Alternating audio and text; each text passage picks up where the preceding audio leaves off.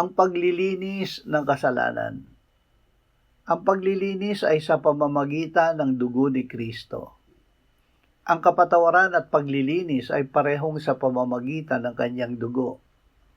Binabasag ng dugo ang kapangyarihan ng kasalanan na tayo ay kondenahin sa harap ng Ama sa langit. Binabasag din ng dugo ang kapangyarihan ng kasalanan na bihagin tayo dito sa lupa. Nililinis ng dugo ang budhi mula sa mga gawang patay upang tayo ay makapaglingkod sa Diyos na buhay. Ang kamangha-manghang kapangyarihan ng dugo ni Jesus sa langit ay nasa atin din sa loob ng ating puso habang tayo ay nabubuhay. Pagpapala niya